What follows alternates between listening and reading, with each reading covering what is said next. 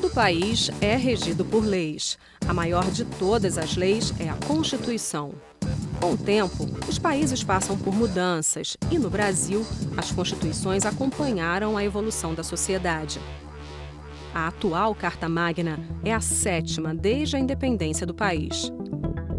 Em 3 de maio de 1823, foi instalada a primeira Assembleia Constituinte do Brasil. O país tinha cerca de 4,5 milhões de habitantes, mas só uma minoria participava das decisões políticas. Mulheres, escravos, analfabetos e aqueles que não tinham renda suficiente eram excluídos. Os constituintes tinham uma visão muito liberal para os interesses de Dom Pedro I, que decidiu dissolver a Assembleia Constituinte após 6 meses. Em 1824, o imperador outorgou a primeira Constituição do Brasil. Destaca-se no texto a criação do poder moderador, que estava acima do executivo, do legislativo e do judiciário, e era exercido pelo próprio Dom Pedro I. As eleições eram indiretas e foi mantido o voto censitário. Só podiam votar os homens livres que tivessem renda. Com a proclamação da República, em 15 de novembro de 1889, houve necessidade de se elaborar uma Constituição adequada à nova forma de governo. É convocada uma Assembleia Constituinte, que promulga a primeira Constituição Republicana do Brasil, em fevereiro de 1891. As principais inovações são a introdução do sistema federativo de Estado e a extinção do poder moderador, que restaura a independência plena entre os 3 poderes. Foi abolido o voto censitário, mas manteve-se a proibição de voto às mulheres, aos analfabetos e aos indigentes. O Estado separou-se da Igreja. É criado o recurso do habeas corpus, que possibilita a libertação de pessoas presas por abuso de poder. Em 1930, um golpe de Estado, liderado por Getúlio Vargas, encerra a República Velha. É instituído um regime de exceção, com a promessa de convocação de nova Assembleia Constituinte.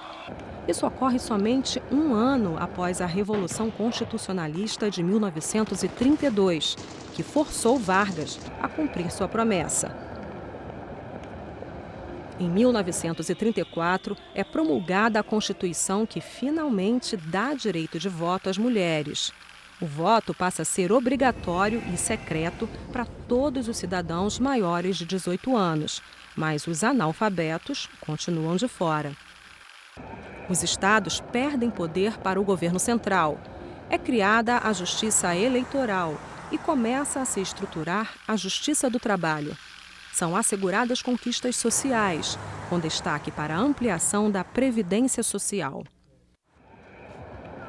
A Constituição de 1934 é a que teve a menor duração da nossa história.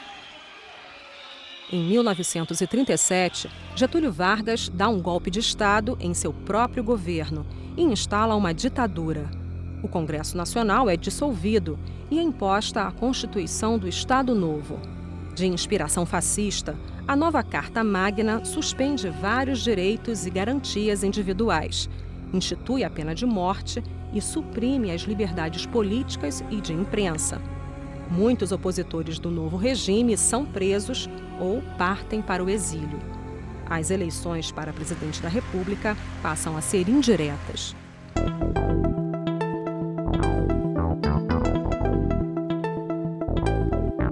Fim da Segunda Guerra Mundial.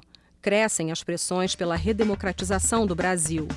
Em 1946, mais uma Assembleia Constituinte é convocada para a elaboração de uma nova Constituição para substituir a Carta de 1937. São restabelecidos os direitos e liberdades públicas e individuais. Acaba a censura prévia e é extinta a pena de morte. A nova Constituição restaura a independência e o equilíbrio entre os 3 poderes. As eleições para presidente da República voltam a ser diretas, com mandato de 5 anos. A Carta de 1946 institui o direito de greve e de livre associação sindical. É estabelecido o princípio da função social da propriedade, o que torna possível a desapropriação de terras por interesse social. Golpe de 1964. A ditadura militar mantém o Congresso Nacional aberto, mas sem autonomia. A Constituição de 1946 é alterada por sucessivos atos institucionais. Os partidos políticos são extintos e é criado o bipartidarismo com a Arena e o MDB. A eleição para presidente da República passa a ser indireta por meio do colégio eleitoral. O Congresso Nacional é coagido pelos militares a promulgar uma nova Constituição em 1967. Sob a presidência do senador Auro de Moura Andrade, realiza-se no plenário da Câmara dos Deputados em Brasília o ato solene da promulgação da nova Constituição Federal. Em dezembro de 1968, o AI-5 concede ao regime poderes praticamente absolutos, a ponto de desfigurar a Constituição que os próprios militares haviam imposto ao país. O Congresso Nacional é fechado por quase um ano. O habeas corpus é suspenso para os chamados crimes políticos. A liberdade de reunião é limitada e impõe-se a censura aos meios de comunicação.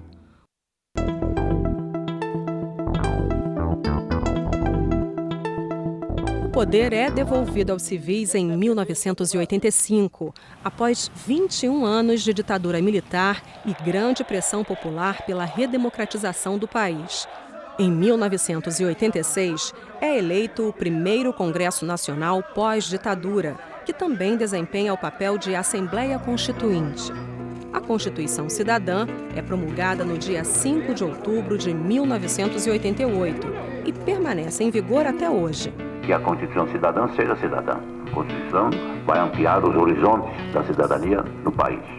Ela promove profundas alterações econômicas, políticas e sociais no país. A saúde, a educação e o meio ambiente são definidos como direito de todos e dever do Estado. Novos direitos trabalhistas são reconhecidos, como a redução da jornada semanal de trabalho de 48 para 44 horas, o seguro-desemprego e as férias remuneradas acrescidas de 1/3 do salário. O direito de voto é estendido aos analfabetos e aos jovens de 16 a 17 anos. São estabelecidas as eleições majoritárias em 2 turnos. A Constituição de 1988 inova com a introdução de uma série de benefícios sociais, como a extensão da licença maternidade e a criação da licença paternidade. Os direitos e garantias fundamentais se destacam no texto, o que a coloca entre as constituições mais modernas e democráticas do mundo.